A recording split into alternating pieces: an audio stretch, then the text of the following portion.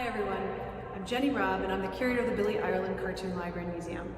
It's my great pleasure to welcome you to the virtual Cartoon Crossroads Columbus 2020 kickoff reception.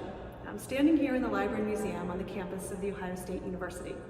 Now normally on a Friday of CXC, our spaces would be full of cartoon and comic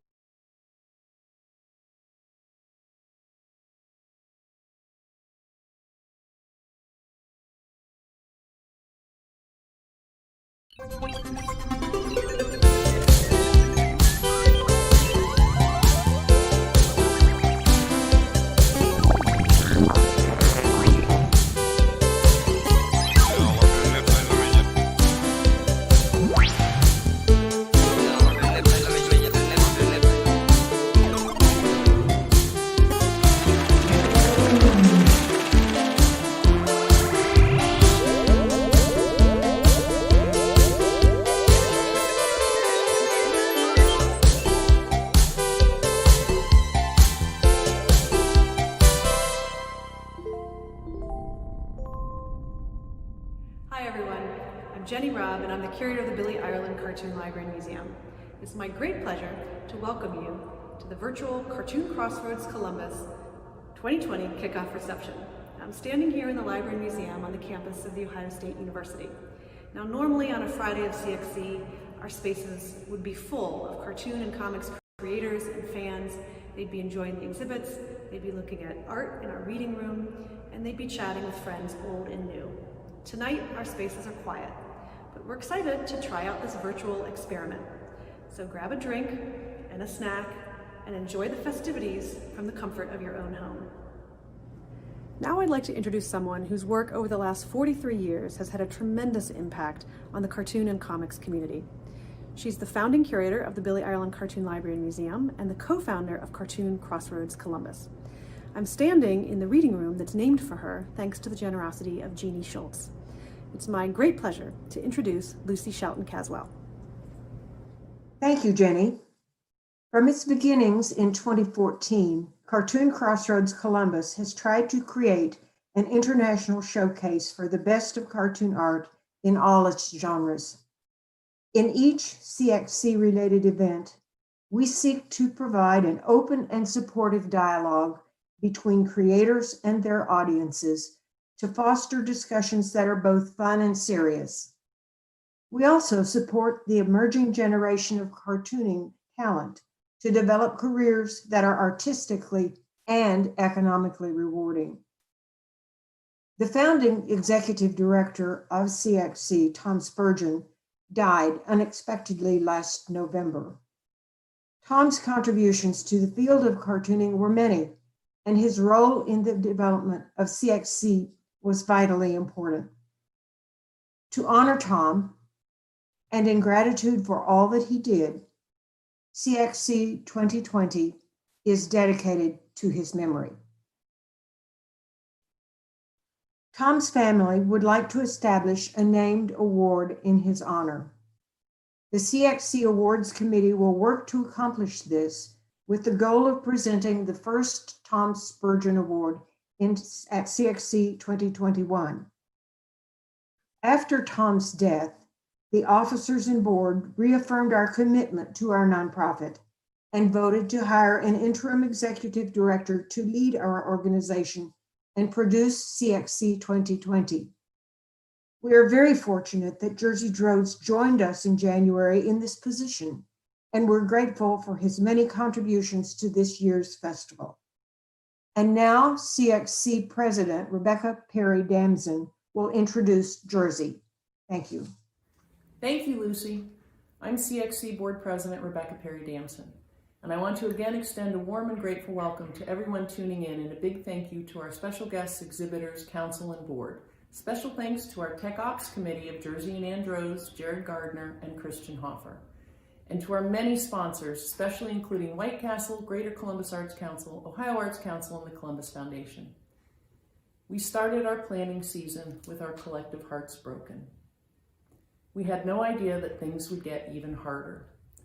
One thing that got us through was that we had someone in Columbus who was not only uniquely able, but willing to take on CXC 2020 on an interim basis. Jersey Drode's primary passion has always been comics. He is a creator, arts educator, and podcaster. With his wife Anne, Jersey co-authored first-second graphic novel Science Comics, Rockets, Defying Gravity. He has over a decade of experience managing a festival as the programming coordinator of the annual Ann Arbor Comic Arts Festival since 2009. He and Anne moved to Columbus in 2019 when she took a position with the Billy Ireland Cartoon Library and Museum. They immediately got involved with CXC, which they had attended annually since year one, and raised the bar on our youth programming. Jersey just gets it. This year was hard. Jersey kept us focused and on track. He has led with a compassionate, mission-based respect for our goals and our past that helped remind us why we continue to do this.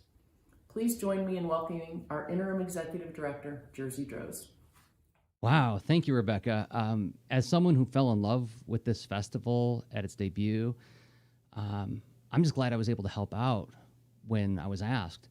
You know, when Ann and I were driving home after attending the first year, we were overcome with excitement for what we experienced. I mean, there was something holistic and inclusive about the way CXC celebrates comics and the people who make it. And first of all, events are happening all over downtown Columbus, so it's as if the whole city is celebrating comics. So there's that. But there's also, you know, we saw superhero comics writers, editorial cartoonists, kidlit authors, graphic medicine authors, zine makers, risograph mini comics makers, and autobio journal cartoonists all at the same after parties. And nobody thought it was weird, which is like, we all know that comics can be a solitary endeavor. And even when we do find peers to connect with, the comics industry can be very siloed. Sometimes it can be a bit tribal. Now, and maybe, you know, it's that this genre or this format just isn't your thing, and that's fair enough. But almost everyone that I've ever talked to who loves comics has a story of the moment that they were just gripped by the medium, as if some kind of aesthetic arrest happens, and they're never the same after that. Now, if one form of comics can whip you up in that way, then it stands to reason that a little bit of curiosity will open up opportunities for you to get more of that buzz. And that's why I'm so grateful for what CXC started. Thanks to founders Lucy Shelton Caswell, Jeff Smith, Vijaya Iyer, Tom Spurgeon, and all the partners and council members, we all received an inviting space where all comics, all the good people who make them, and all the good people who share enthusiasm for them are celebrated. So, of course, I am proud to help out. How could I say no? Now we have some awards to announce, and this is another aspect of CXC that I just find so darned healthful. There are 3 awards. 1 elevates a promising talent early in their journey. 1 celebrates a creator who is reshaping the industry. And 1 pays tribute to someone who achieved mastery in the medium. First, we'll announce the Transformative Work Award. And this award honors creators who have made significant impact on the direction or quality of the comics community or industry. And CXC has named Nate Powell, Andrew Iden, and the late Congressman John Lewis as people who have done precisely that. Hi, everybody. Please ignore my cat. That's Bruce. He'll be here. I want to say thank you so much for the honor of receiving the Transformative Work Award for the March Trilogy, along with my collaborators, Andrew Iden and the late, great Congressman John Lewis. This is dedicated fully in his spirit, in his memory, in his name, in the hopes that we would bring his account, his lessons forward and continue to play some kind of a role in revitalizing this history and also normalizing and urging mass, popular, disciplined, non-violent protest against rising white supremacy and authoritarianism. The stakes could not possibly be higher.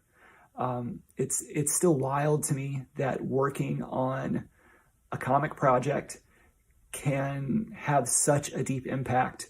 But the real test here is impacts, in the days which lay ahead, impact in a future that's unwritten, and the role that we may each play in that unwritten future. So thank you. We're going to keep on doing our best. We've got a lot of work ahead of us, and we plan to bear the torch and be true to John Lewis's vision, his ideals, and carry on in the spirit of love. We all miss him so much. So do I. So does Andrew. Thank you. Bye. Next, we'll announce the Master Cartoonist Award. The recipients of this award are chosen for their significant and sustained artistic accomplishment. These are people who show us what comics can be. And CXC has chosen Diane Newman to receive the 2020 Master Cartoonist Award.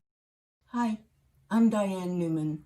I've had a long career in comics and editing going back to the early 70s. The recognition that CXC is giving me with this award means a lot. It's a great honor. Thank you very much. Lastly, we have the Emerging Talent Award. Now, usually this award is announced later in the weekend and on the expo floor, with Jeff and Vijaya surprising an unsuspecting cartoonist with a giant novelty check and a real one. Now, obviously, we couldn't do that this year, but we did figure out a way to surprise Gabby Metzler, the winner of the Emerging Talent Award. I asked Gabby to meet me on Zoom for a quick interview spotlighting local artists. Gabby's a Columbus cartoonist, and she's really good. And we looked on her website just before we came out here. We saw that she's actually got a couple of awards to her name. Oh yeah, yeah. She got like the CCAD awards and stuff like that. That's true. I did get good grades, which is probably not supposed to be true. Well, I don't know about that. I think well, actually, Gabby, Vijaya and I are here because we think you should have a third award. What? Every year, we present an award to a cartoonist who's young and starting out, an emerging artist, and we like to present to say you're doing a good job. That's awesome. So you are. So I'm going to let Vijaya show you. It comes with money. It comes with unfettered money. Vijaya. So I just want to say I read your story online and it is terrific. And I really think that we really want you to do more. So we are awesome. Presenting you with this check. Can you see it? Right? So hopefully we can see more of your stories, and you are well deserved. Yes, this check has no what do you call it? Hooks. No, but make a graphic novel. Except use this money in any way you want. We don't care. You pay your bills, pay what. But all we want you to do is make more comics. We love it. These are going to be the sloppiest remarks because I literally in no way mentally prepared for that. I've seen people win that award before. That's what we think is fun. Well, that is so cool because I actually got my first freelance comics gig that I can't even talk about, and it ended yesterday, and I was like actually really depressed because I'm like, am I going to get more gigs? And so this is crazy. You might get more gigs. You will. I might get more gigs. You're going to get more gigs. Yeah. And I love Columbus. I love doing Pestilence. I wanted to do Pestilence because I want just to have people see what a good scene it is because we all know each other, and I just think more people could enjoy it. I guess we all want growth, but then with Pestilence, I found that it was a deepening effect with my peers and stuff, and I started hanging out with them more regularly. So both deep and wide, I love Pestilence and I miss it. It's so stressful. It's not hard, but it's stressful. So I love doing it, and it's so nice that you guys appreciate it.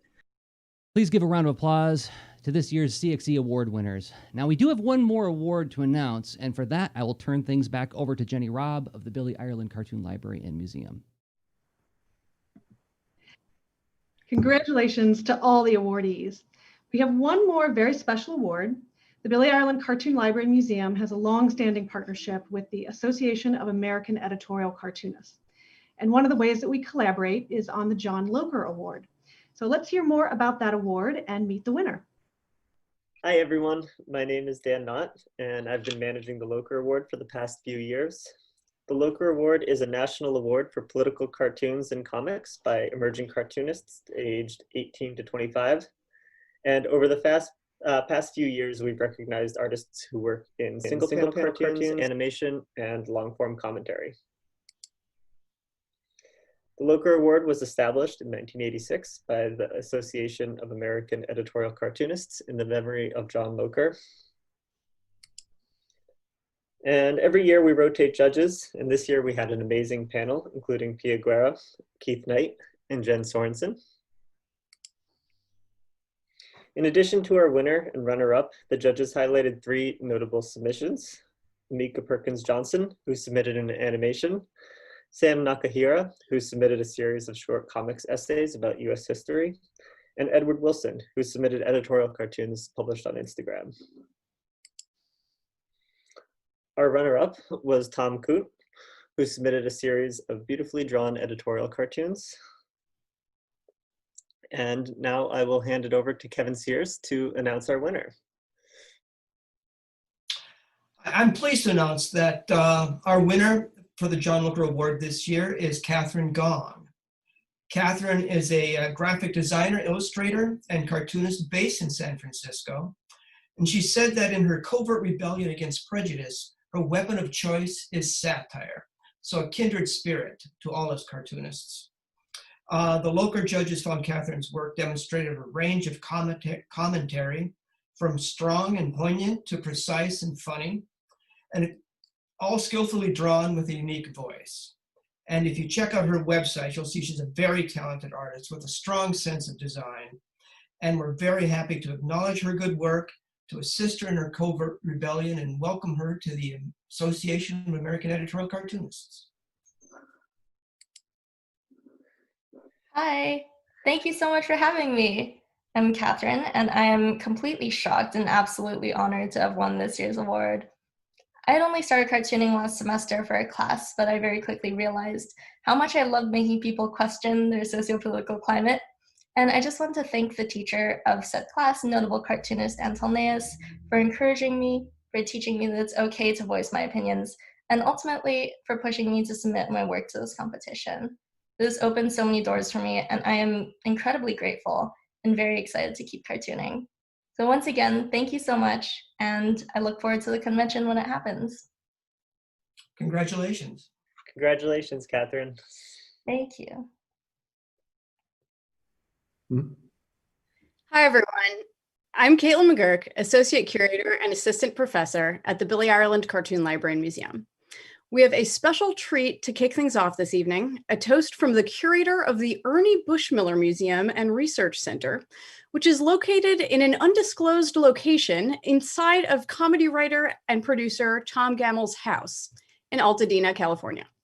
Tom is one of my favorite people, and he is the creator of the comic strip Doozies, and has worked on The Simpsons, Seinfeld, Late Night with David Letterman, SNL, Monk, It's Garry Shandling's Show, Futurama, basically most of the greatest shows that have shaped a generation of humorists. Tom is also a longtime friend of the Billy Ireland Cartoon Library and Museum, where he serves on our advisory committee. Since he couldn't be here in person with us today, he sent along this greeting. Take it away, Tom. Hello, I'm Tom Gammel. And I'm Ernie Bushmiller. And we're coming to you tonight from the Ernie Bushmiller Museum and Research Center in Altadena, California. What the hell am I doing in Altadena, California? We're thrilled to see your lineup of guests for CXC 2020.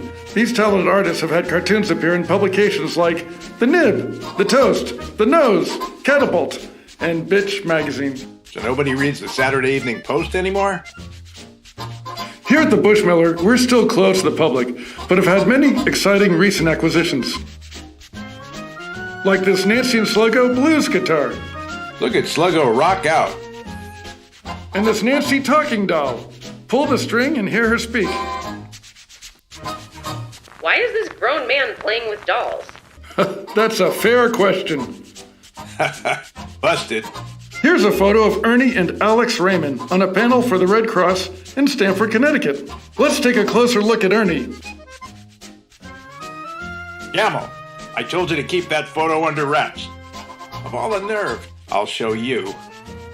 Tonight, in honor of Billy Ireland, we are toasting you all with our own special Irish whiskey, available in the gift shop.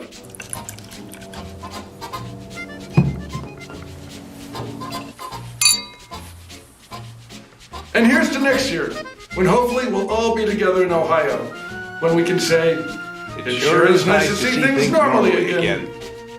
Here's to you, CXC 2020. CXC 2020? Isn't that the drug they shot into Windsor McKay so he'd have all those crazy dreams? Gee, I never really thought of that. 6 feet, kid. Oh, right, yes, sorry. 6 feet away. 1918. Now that was a pandemic. Hi, everyone. Can you hear us out there? Sorry about that. Jenny and I had some brief technical difficulties. If you're wondering what you were just watching, since you missed part of the intro, that was our very dear friend, Tom Gamble, who is one of the greatest comedy writers and producers of all time, having worked on The Simpsons, Seinfeld, Late Night with David Letterman, SNL, Monk, It's Garry Shandling's Show, and Futurama. And he is the curator of the Ernie Bushmiller Museum and Research Center, which is located in an undisclosed location inside of his house in Altadena, California. Since Tom wasn't able to be here today, he sent along that special video. And so we're toasting you all. And we are now officially coming to you live from Columbus. We've got with us people who are also coming from Canada, North Carolina, and Brazil for the game that we're about to play. And I just want to give one last thanks to Tom, as well as his writing partner, Max Pross, and Sean Kelly for helping make that video happen. So Jenny Robb is with me. You missed her intro before. Hi, Jenny. Hello. And we are excited to kick off this reception with our very first game of a Pictionary-like game, a non-trademarked Pictionary game that we're calling Paper Charades. Our contestants today are Keith Knight, who is the creator of the K Chronicles and the only cartoonist that I'm aware of with a TV show based on his life, Hulu's recently debuted series Woke. Kate Beaton will also be playing. She is the award-winning cartoonist behind Hark a Vagrant and the author of multiple books, including King Baby and Princess and the Pony. Fabio Moon, coming to us from Brazil, is a multi-Eisner Award winner, best known for his work on Casanova with his twin brother Gabriel Ba and writer Matt Fraction. And last but not least, of course, is our CXC Festival artistic director and the creator of a little comic called Bone, Jeff Smith. Hey guys. So as Caitlin said, we're calling this Paper Charades. It's a Pictionary-like game. We'll basically be providing prompts to our four cartoonists here. They'll have about 5 seconds to think about what they're going to draw, and then they will have 1 minute, and I'm going to be timing with this little timer right here to actually draw. We're inviting all of you in to respond with what you think these artists are drawing in chat, and Caitlin and I will be monitoring the chat and saying what some of you are guessing. And then as soon as we see somebody get it right, we'll call that out. So we're hoping that this is going to go smoothly and our technical difficulties are behind us. Caitlin? Okay, so as Jenny said, we're going to try to fit in as many rounds as we can. We only have about 15 or 20 minutes to play, but each round has a theme to it, and each cartoonist will have one turn in each round. So the theme of round one is CXC in-person weekend. So if you've attended a CXC in person here in Columbus before, you want to keep in mind the kind of stuff that you would be interacting with or seeing while you're here in town. And we're going to start with Keith Knight drawing first. So Wait. Why me first? Like, why don't you go alphabetical? My name is perfectly situated in the middle. So if someone else screw up, and I can just learn from Too there. bad. We have selected you, and I am sending you your prompt privately right now, Keith. Okay. Let me know when you have received it. That's the price of fame, Keith. Okay. Jenny will start the timer whenever you're ready, and we're gonna see if our audiences can guess. Okay. Ready? Ready. Go.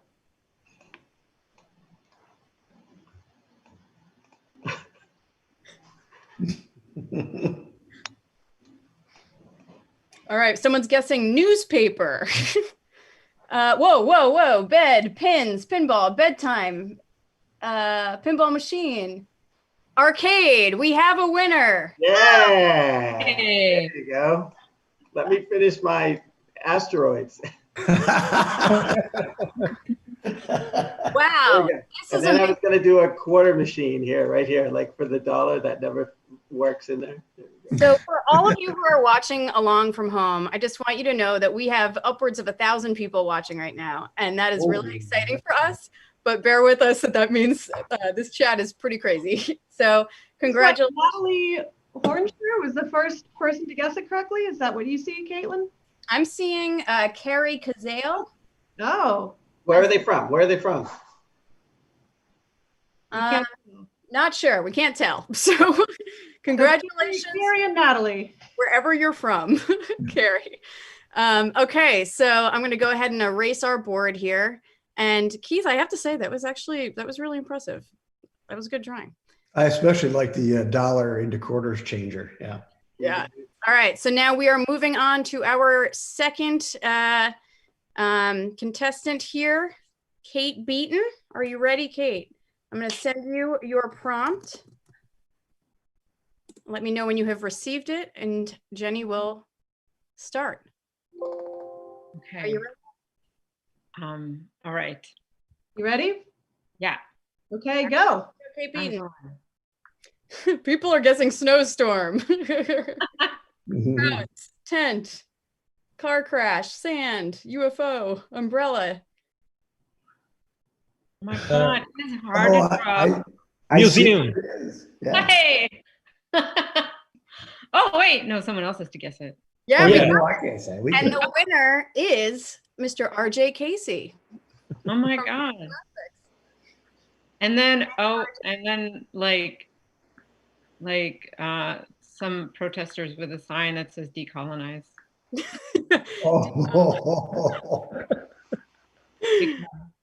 Not ours. You gotta have a pushed over statue. You gotta have a pushed over. It's the right thing to do. It is the right thing to do. Send So those. can I not draw on her thing? You can. How come I'm not doing it? Because I really want to. You can. Oh, I'm on some kind of eraser mode or something. Well, you probably chose the eraser. So I'm gonna go ahead and erase us here, because next up we're gonna have Jeff draw. You ready, Jeff? Yes. All right, let me clear the board. All right, Jeff, I am sending you your prompt. Let me know when you have received it. And Jenny will start the timer. Hold on, I'm not seeing anything. Oh, wait, there it is.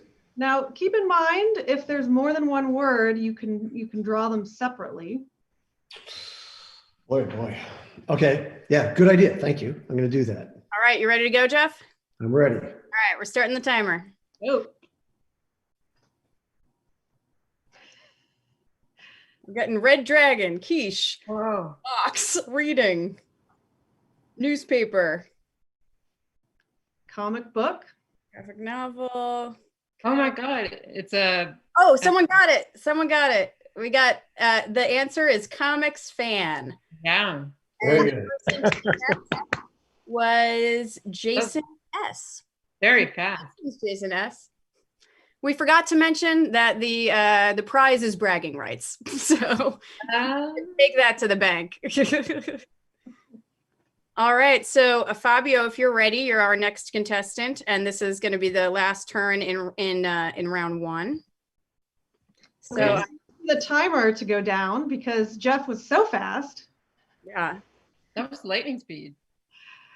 All right, let me clear the board here. And Fabio, I just sent you your prompt, so let us know when you're ready.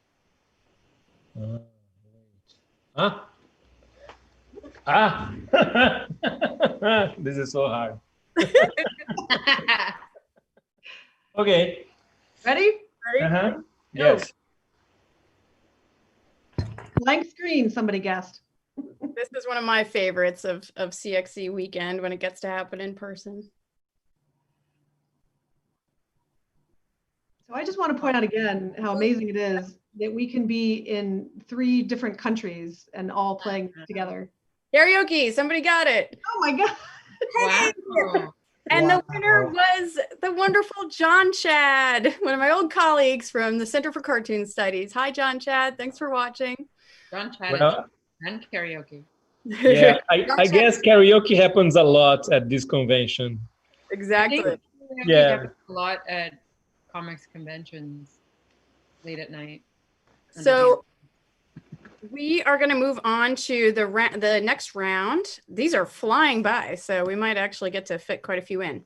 So the theme of the next round, and we're kind of stepping things up a notch as far as difficulty, sorry, is comic book tropes, okay? And I'm just going to change up the order here, and this time we're going to start with Jeff Smith. You ready, Jeff? I'm ready. I'm not very often intimidated, but this group here, this is a power cartoonist group. I got to tell you. It is. All right, I'm ready. Where's my little prompt? I just sent it to you. So for those watching, again, the theme of this round is comic book tropes. All right. Do I start? All right. Go ahead.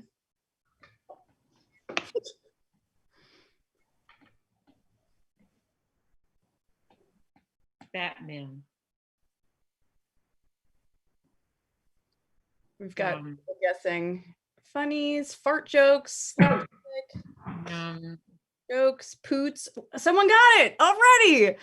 Okay, well done. Someone got laughing gas? Someone got laughing gas. Quinn Cooper. Congratulations. Wait, what was his name? Quinn Cooper. Oh, okay. All right. Wow. Okay, let's move on to, let's go to Keith next. All right. Okay. I'm ready. Ready? All right. I'm sending you your prompt. You got it? Yes. All right. Let us know when you're ready, and Jenny will start the timer. Oh, you got to clear the thing, right? You got to clear out the drawing. Yep. Sorry. Hold on. There we go. All right. Okay, ready? Go.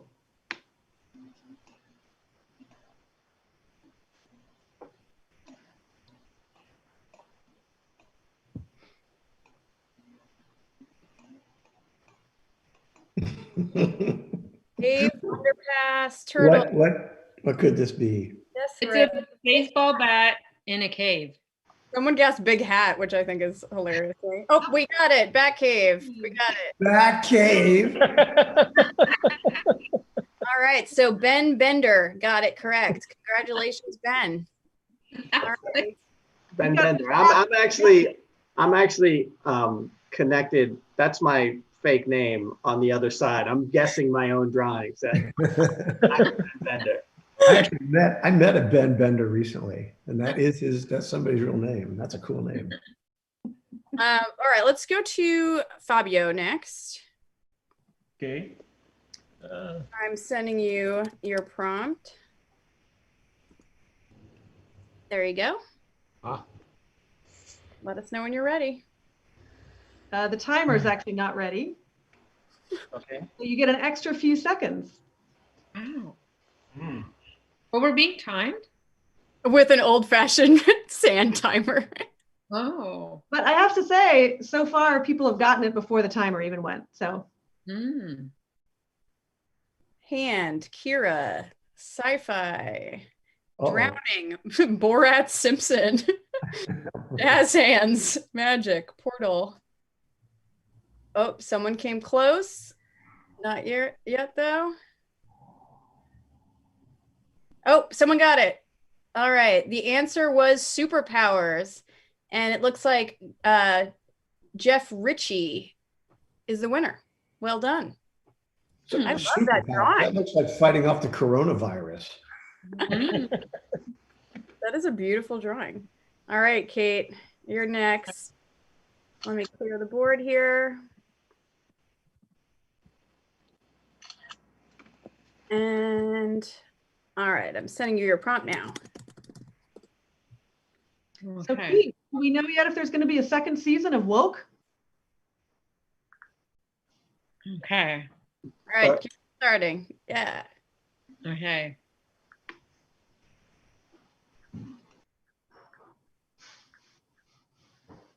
Oh, this is adorable already. People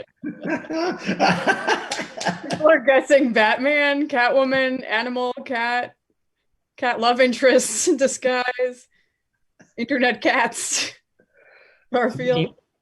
Invisible drawing? You're moving? Ah. Oh, it's definitely Batman. I mean, it's got some. Oh, it's so great, Kate. I love your drawing, man. I love everything you draw. Someone guessed furries, strongman, underpants on the outside. Yeah, he should have definitely have some of these going on. Sexy hero, vigilante. Yeah. Oh my God. Oh my God. That's quite the G. Muscle. Strength. Hero. You're almost there. Sidekick. Oh, wait, did someone guess sidekick? Fabio. Fabio won. Fabio won that one. You know what? Actually, a few people got sidekick in the chat too. It's just wow. There are so many people watching right now, which is so cool that it's hard to. Oh, his underwear don't go over his butt. What? No, he had he totally had on like some But kind you know what? I think the person who won in chat is our friend Laura Park, which is awesome. Laura. Wow. We'll be seeing Laura later today during the tour, and I want to suggest, Caitlin, that we not tell people what the category is this time. Okay. Maybe make it a little harder. Is it Fabio Batman? Kind of difficult. For this next category, we're not telling them anything. Let's see how it goes. Okay. All right. It kind of looks like my baby when she's dropped a load. Oh, we're coloring. It's so beautiful. What are these? Are these like dreads on Batman? What's he got Well, going on? someone said Fabio, so I just went there. It's probably my Long Island accent. Fabio. All right, Fabio. I mean, out in Brazil. If you're ready, I'm gonna have you go first for the next turn. Okay. And yeah, we're not gonna tell anyone what the theme is. Okay. So it might be a little confusing, but we'll see. I think this is gonna be fun. Ready? Yes. Sending you your prompt now. Uh-huh.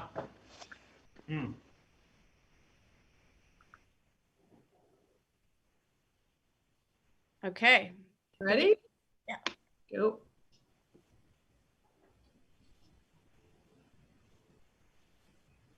Spooky facial expressions. Scooby-Doo. Oh, Jellyfish. lady. Batgirl. Beautiful lady.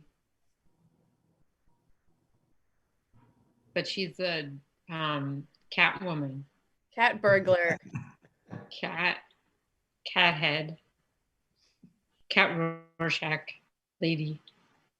Cosplayer. Lady. Leopard. Mm-hmm. Disguise. This is a tricky one.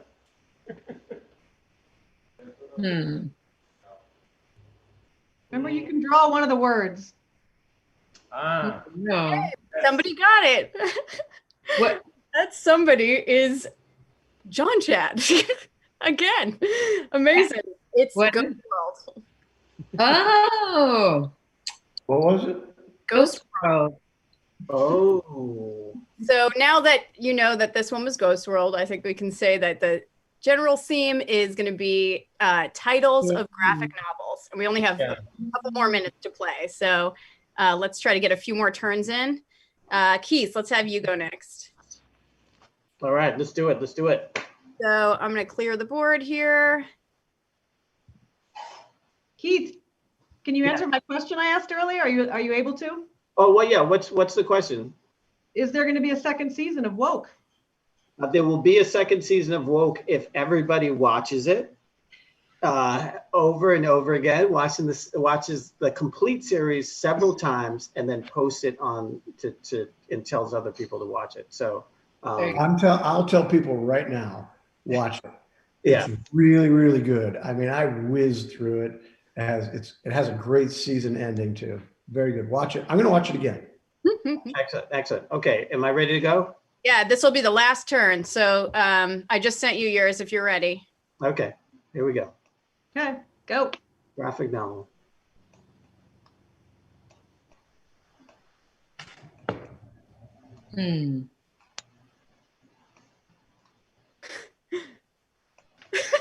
Oh, I love where you're going with this. Roofhead. Someone got it already. Wow. Yeah. All right. So the answer was Fun Home, and the winner. Wow.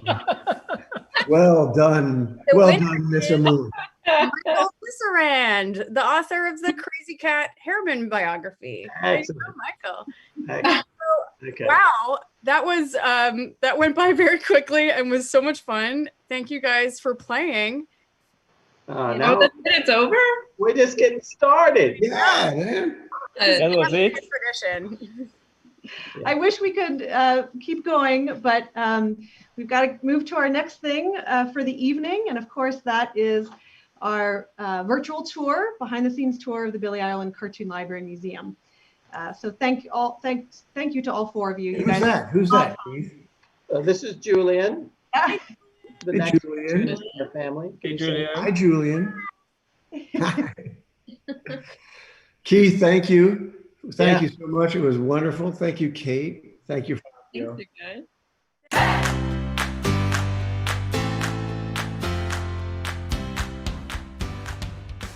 Welcome to the Billy Ireland Cartoon Library Museum at The Ohio State University.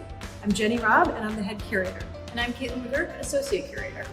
We're so excited to bring you this very special social distance pandemic version of our behind the scenes tour.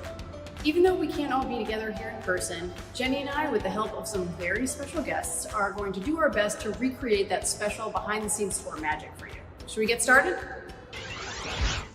I'm standing here in a lobby in front of the drawing board of our namesake, Billy Ireland. Those of you who have been here will recognize the familiar echo from our lobby.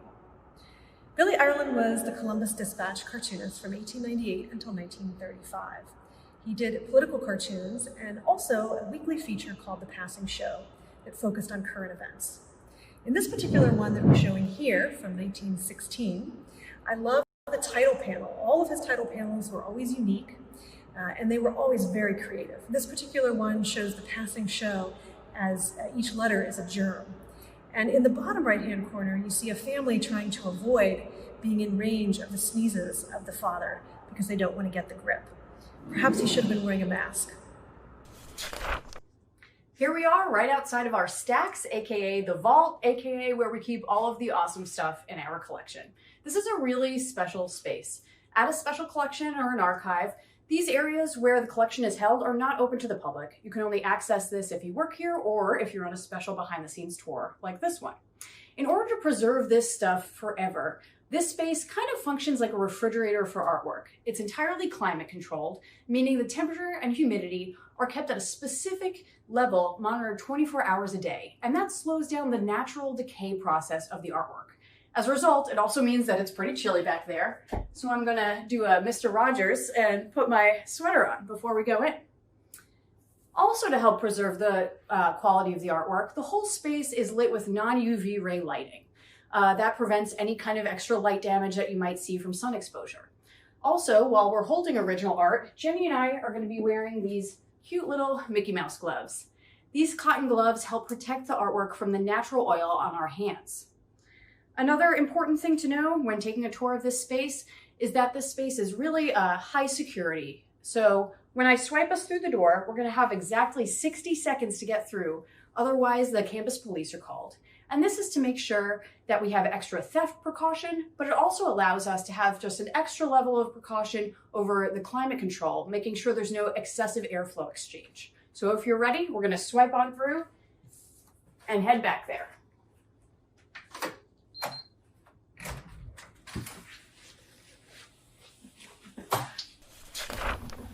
Welcome to our collection storage vault, which you can see we've designed to hold both book and print material, as well as original cartoon and comics art that we house in these wonderful flat files here. We have over 300,000 original cartoons in our collection. But the first thing I want to show you today is from the Milton Caniff collection. Milton was our founding donor, and the reason why this library is here at The Ohio State University. Milton was known as the Rembrandt of the comics, and you can certainly see why. He's best known for the newspaper comic strips Terry and the Pirates, and also Steve Canyon, both of which were masterpieces of visual storytelling.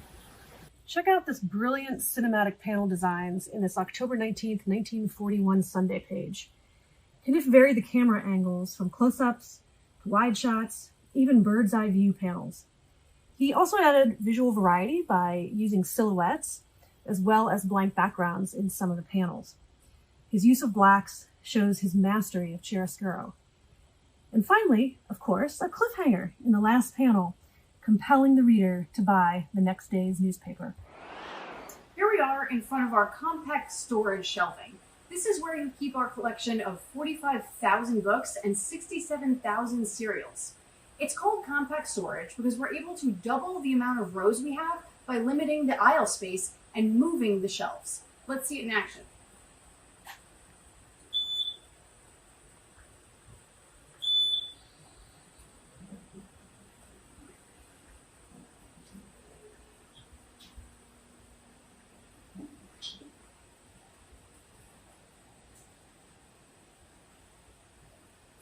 Here's an example of the kind of thing you might find in one of our 116 rows of books. This is Multicolor, the weekly satirical magazine from Mexico that debuted in 1911 and was chock full of gorgeous illustrations by cartoonists like Ernesto Garcia Cabral. Whether it's a historic periodical like this one or a recent graphic novel, you're likely to find it here at the Billy Ireland. Before the pandemic put so many projects on hold, Lucy Caswell and I were co-curating an exhibit of the political and social satire of Walt Kelly's Pogo. We're very fortunate here to have Walt Kelly's archives, and the exhibit will include art from that collection, as well as art from Garry Trudeau's personal collection. Garry, of course, is the creator of the comic strip Doonesbury. And just before the pandemic lockdown occurred in March, Garry's Pogos had arrived. The dailies are in this beautiful custom-made box. He sent Sundays as well. And I'm really excited to announce here tonight that Garry has just informed us that he has decided to donate his whole collection to the Billy Ireland Cartoon Library Museum. So we are so excited and so grateful to Garry for this amazing donation of 75 original Pogo strips.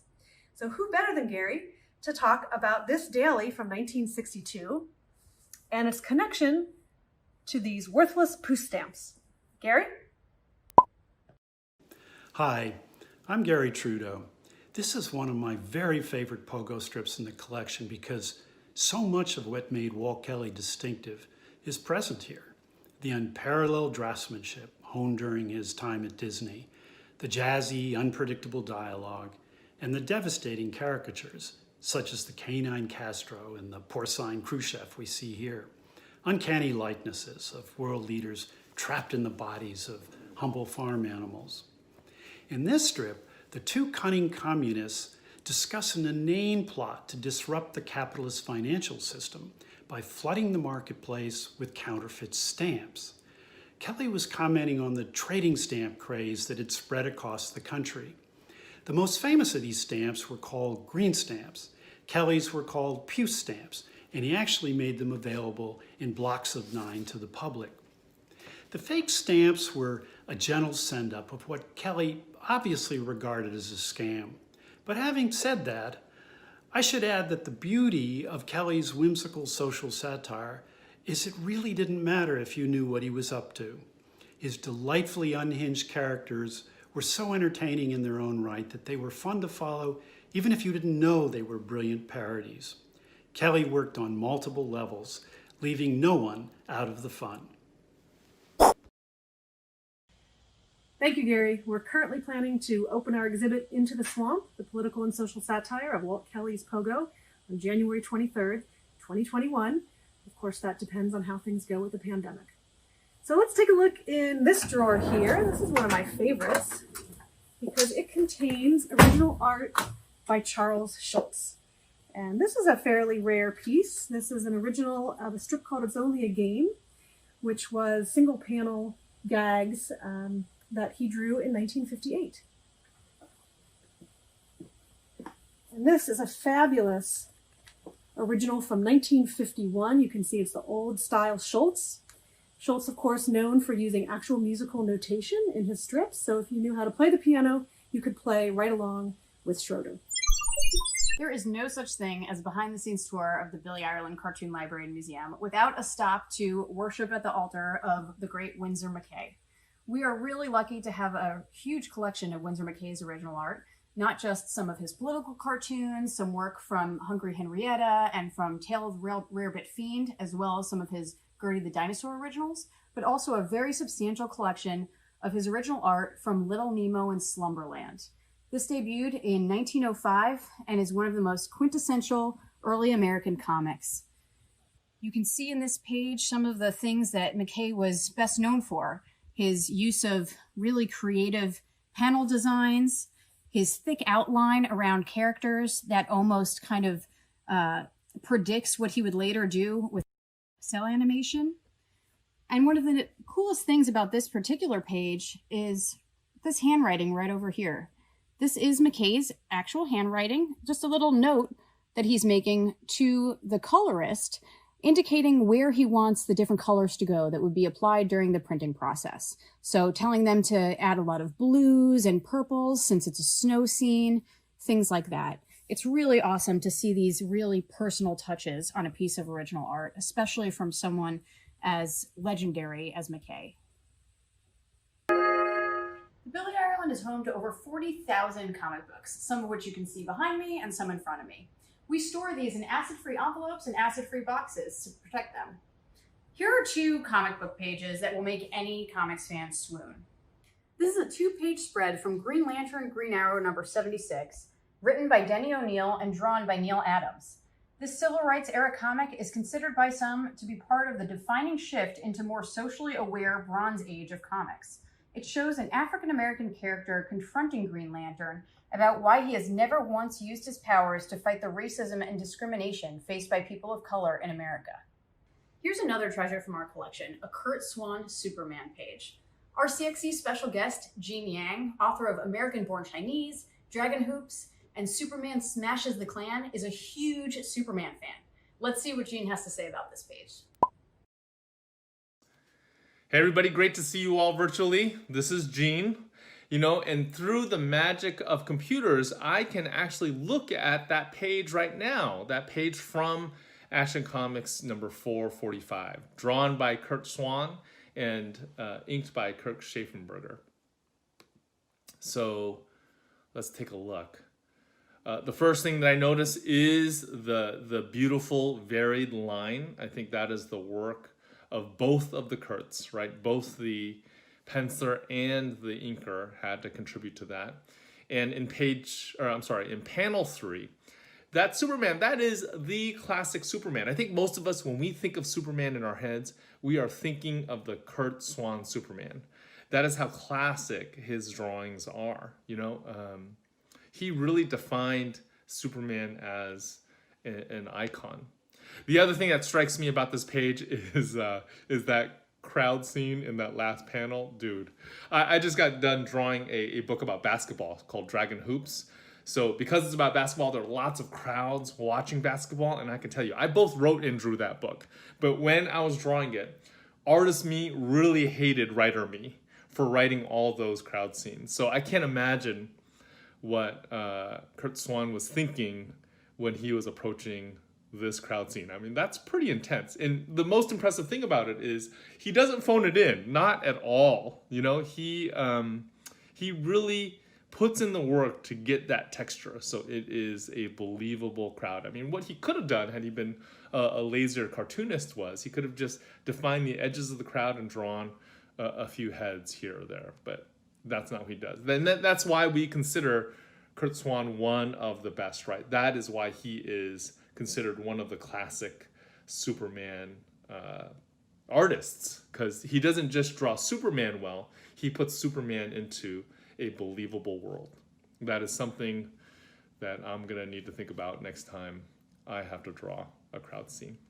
Well, thanks a lot for inviting me to do this. It was super fun. The oldest items in our collection date back to the 17th century. This huge scrapbook that I have here contains cartoons, illustrations, clippings, and more, and it was put together during Jane Austen's lifetime. What you're seeing here are 4 color caricatures by the master James Gilray, and they were created in 1804.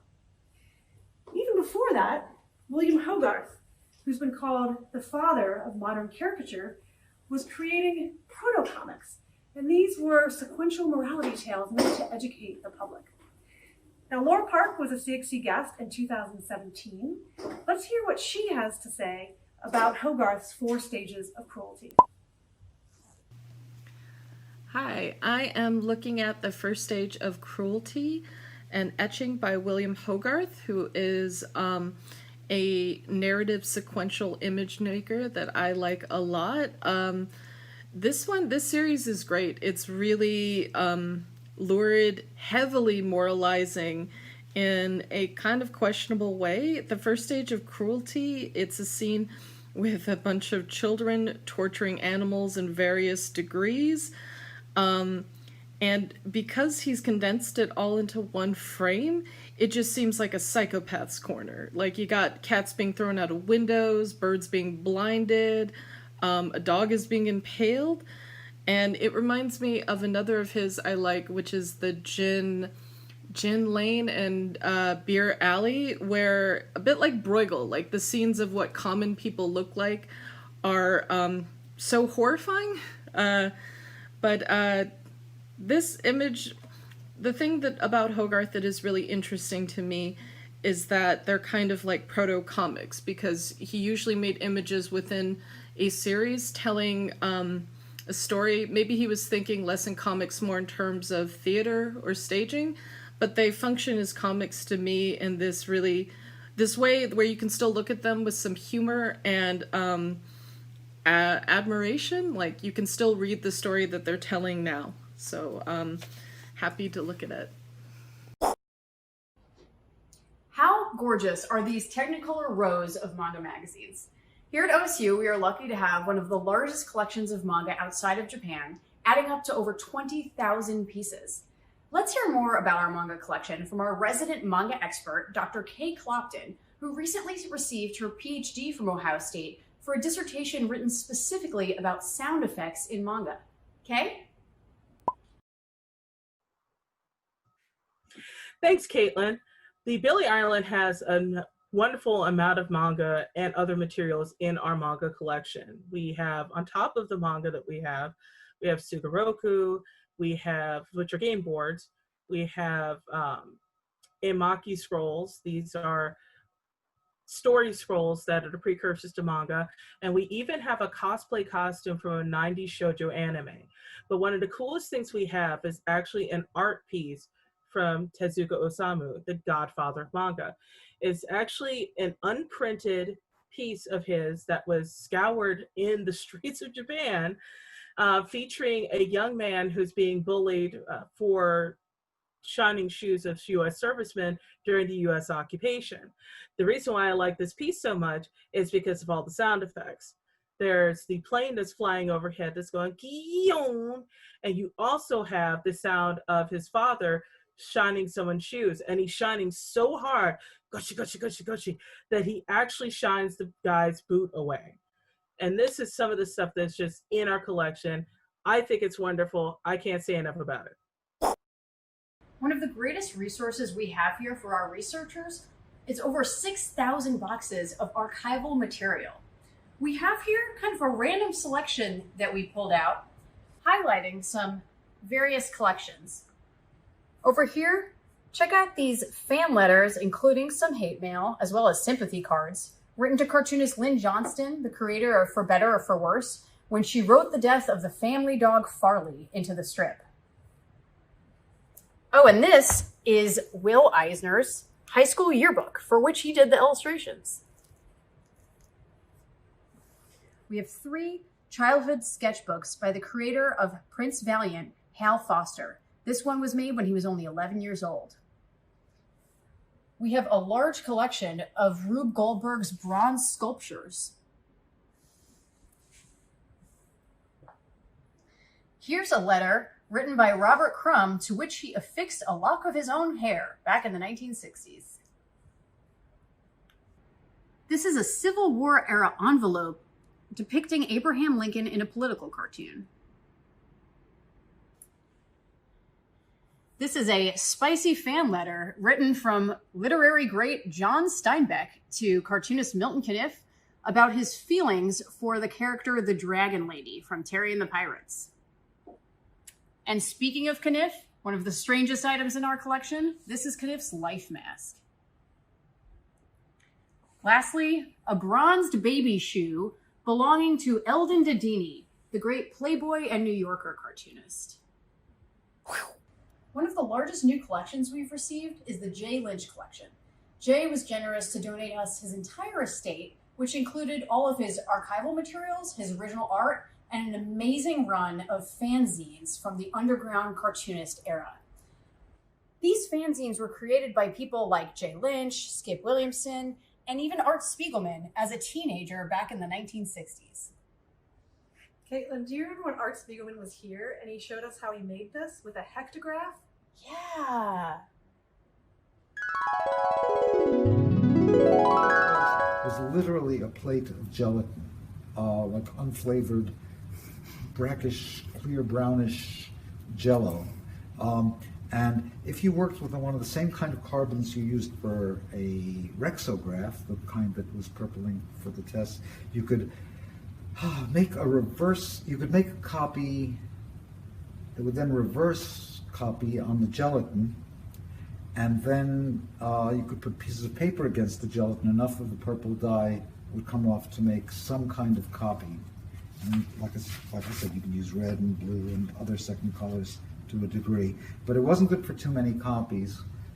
And the way you knew your print run was done is you'd like apply this paper to the sticky Jello, pull it off, but after a certain number of copies, the Jello would come off onto the paper and it was getting a little gross, and you knew that was the end of your print run. But it was a pleasure to be able to get anything actually printed, even this way. The comic strip Luther, created by Brumsick Brandon Jr., gave a voice to kids of color during the Civil Rights Movement and was one of the first mainstream comic strips created by an African-American man. Brandon covered topics ranging from social and racial justice, flaws in our education system, and the experience of being an inner-city kid. Let's hear from Barbara Brandon Croft, Brumsick Brandon's daughter and the creator of Where I'm Coming From, about her father's work. Hi, guys. Thanks for inviting me. I love to talk about my dad and his comic strip Luther. I love the collection you have here at the Billy Ireland because he selected them. And they told the story that he wanted to tell, and that is of what is it like for a kid to grow up in an underserved community and still have hope. The one that comes to mind is the one when you see Luther in Hardcore climbing up on a car to have a talk.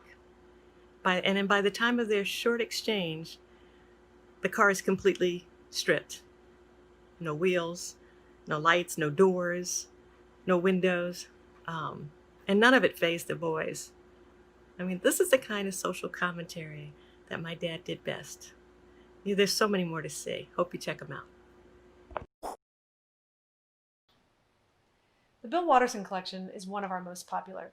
It includes almost all of the original art from his phenomenally successful newspaper comic strip, Calvin and Hobbes, including examples of everyone's favorite alter ego, Spaceman Spiff.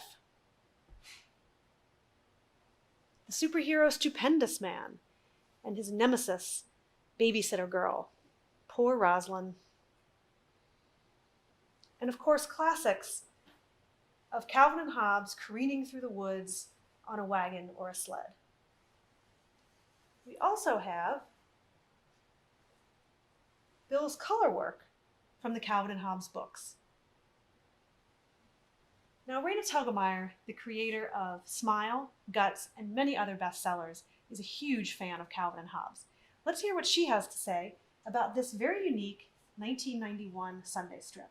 What we're showing here is Bill's original, as well as the color proof.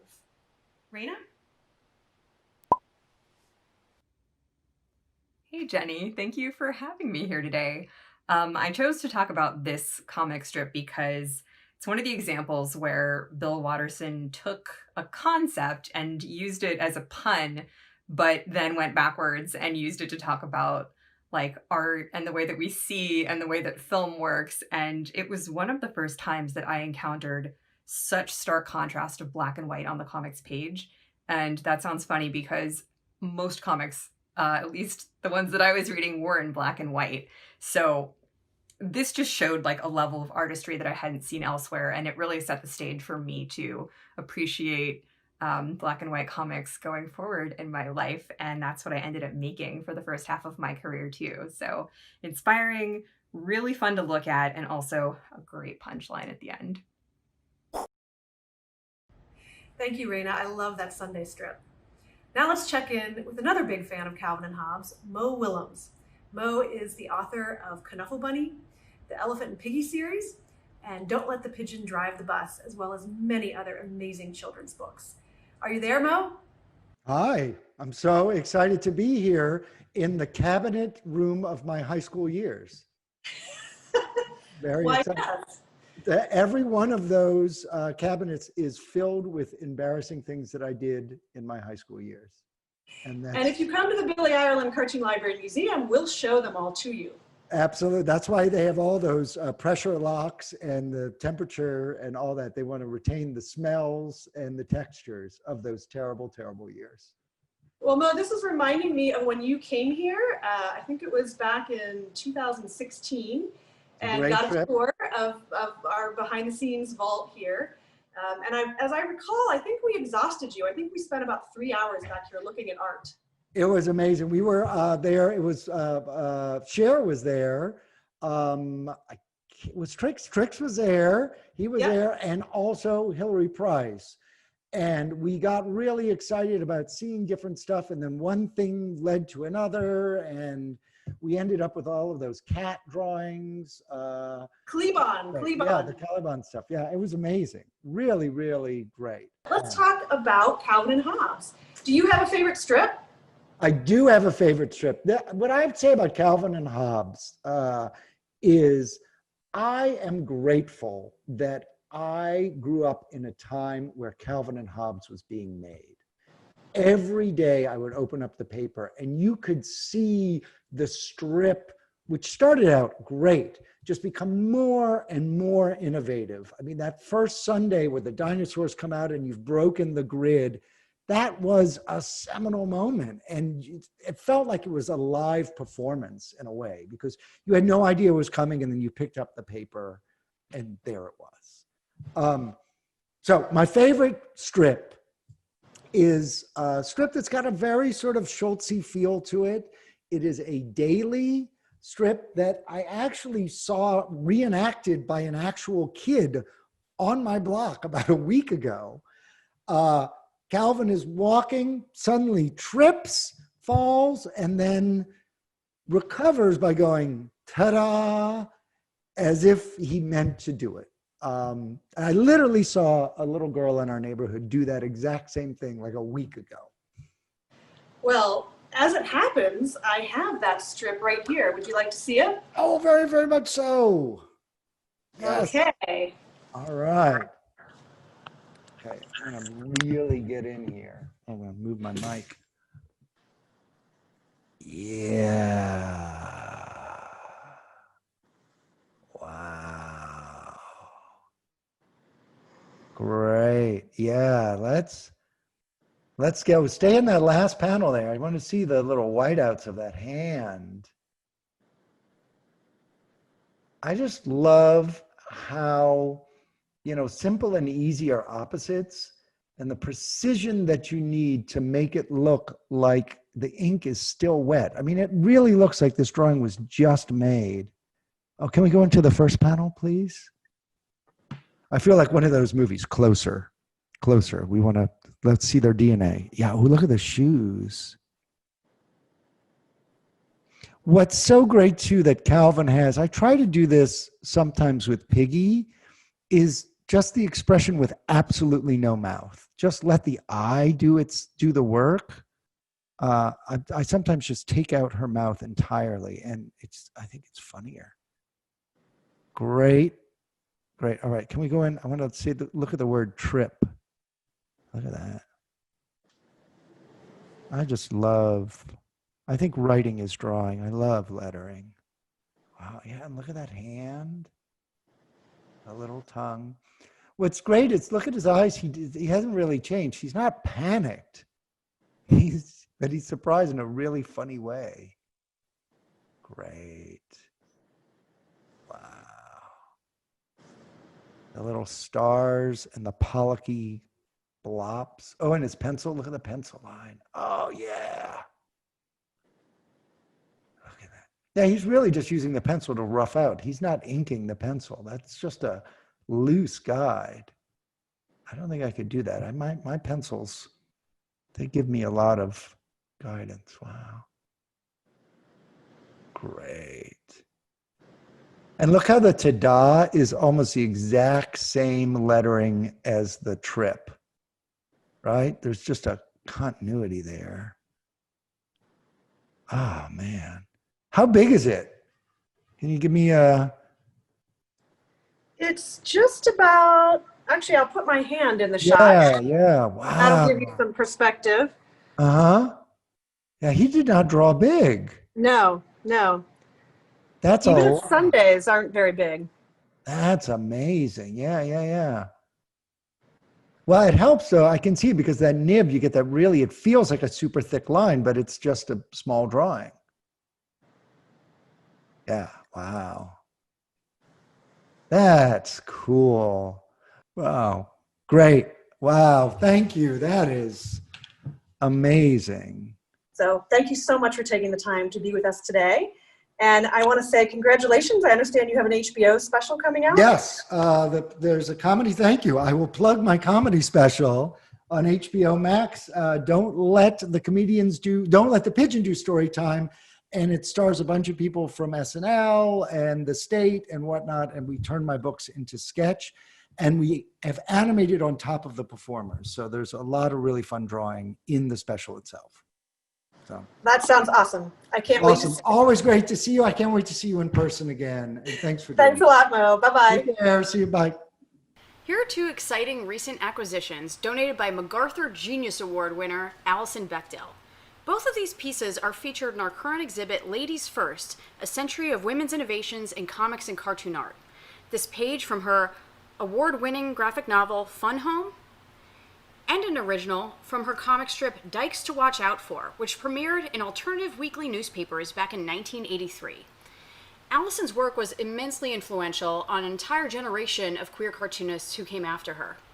Let's hear from an artist whose life was greatly impacted by Alison's work, Rhymes with Orange creator Hilary Price.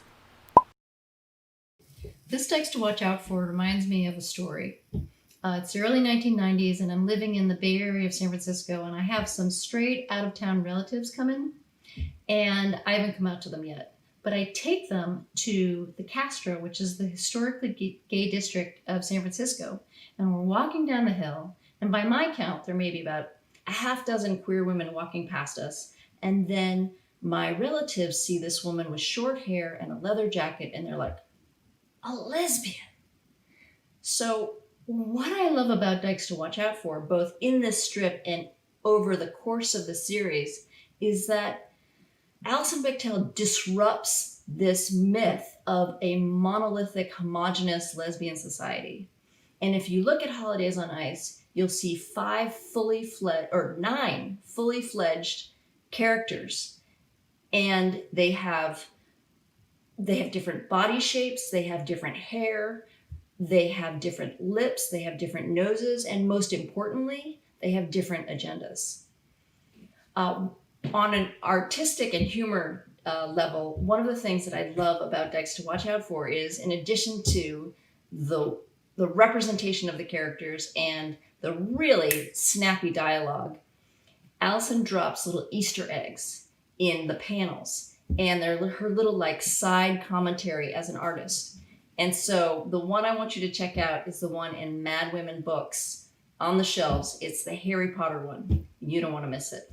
Thanks, everyone. Speaking of new acquisitions, last year we acquired a small collection of the work of Oliver Harrington. Harrington was a brilliant editorial cartoonist who worked for black press newspapers like the Chicago Defender and the Pittsburgh Courier. He's best known for his series Bootsy. He left the United States to escape racism here and moved to Europe, eventually settling in communist East Germany. He did work for the Communist Party newspaper, the Daily World. Like this editorial cartoon, Welcome to the Great Watergate Swamp, published in 1973. And this is one of the most interesting pieces in the collection.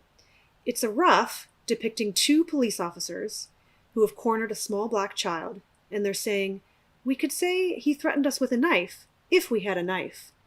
We don't know if this cartoon was ever published. For our final items tonight, we have a very special treat. In this drawer are selections from the Richard Thompson collection. Richard was an incredible cartoonist, and he very generously gave us a large selection of his work before he passed away, including originals from the comic strip Cul-de-sac, which he drew from 2004 until 2012. Bill Watterson was a huge admirer of Richard's work. Let's hear what he has to say.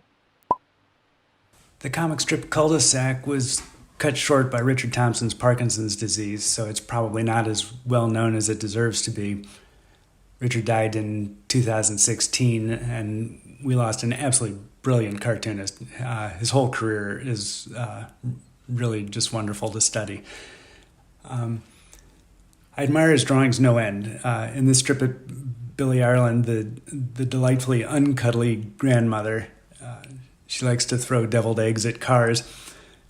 She's preparing what sounds like an awful dish for Thanksgiving as Alice opens the door and apprehensively walks the length of the kitchen, fearing an encounter with the grandmother's dog, who's the size of a bear. This is all in one lovely panel. And the thing I noticed about this is that two things I always hated drawing were architecture and furniture. But here Richard's depicted a cluttered kitchen packed with cabinets and appliances, and it looks like he had a blast. It's sure fun to look at as a result, and it's a real rebuke to the way I conceived of the problem. Also notice the blobby ink line. Richard has so much control over the runniness of his medium that he doesn't even need to control it. His line just revels in the inkiness of ink. He learned a lot from Ronald Searle, and I think he's up there with Harriman and Schultz when it comes to the beauty of his penwork. Like most of my favorite comic strips, the humor of Cul-de-sac has little to do with punchlines. Richard's eye was omnivorous. Everything he wrote and drew was very closely observed, but his eye is appreciative and it's affectionate, especially when it comes to people. His quirky characters take a while to get to know. They're not the stock types that cartoonists often use as a shorthand in this abbreviated medium. I especially love the central character of Petey, whose sensitivities are completely overwhelmed by the world. I would never have thought of a character who abhors any sort of action, but it's a wonderfully perceptive portrayal, and it's empathetic, and it's very funny. Richard had a unique and whimsical view of the world, and it just permeates every word and line that he drew. And that's the beauty and fun of his work. I think Cul-de-sac was a very unexpected late flowering of a medium that is sadly disappearing with the end of newspapers. So thank you, Richard. We miss you. Hope you enjoyed that behind-the-scenes look at our vault. Now we're in the Lucy Shelton Caswell Reading Room, named for our founder, who started it all back in 1977 with Milton Caniff. Because OSU is a land-grant institution, that means that all of the libraries at Ohio State, as well as the special collections like the Billy Ireland, are completely open to the public. So this is the room where any of you watching right now can come in and request materials to look at. We're also a non-circulating collection, and what that means is that unfortunately you can't take a Winsor McCay original home with you for the night, but you can make an appointment, come in and look at some of your favorites, and hopefully discover some new ones. Due to the pandemic, we have some safety precautions in place for social distancing as well as limited hours. You can visit cartoons.osu.edu to learn more. Hi, I'm Ann Rose, Museum Coordinator here at the Billy Ireland Cartoon Library Museum. We hope that you enjoyed the tour with Jenny and Caitlin, and thanks to our special guests for making this such a wonderful experience. After being closed for many months, we're happy to welcome visitors back to the museum. For more information and to make a reservation, visit cartoons.osu.edu. And here's a sneak peek of what you'll see when you visit. In the Beeler Gallery, we have a small display of Calvin and Hobbes. In the Mort Walker Gallery, we have the Permanent Treasures exhibit featuring highlights from our collections. The Friends of the Libraries Gallery features Making Faces, portraits by John Cash. In the Robinson Gallery, we have Ladies First, a century of women's innovations in comics and cartoon art. Both Ladies First and Making Faces are planned to be on display through November 29th, 2020. Hope to see you soon.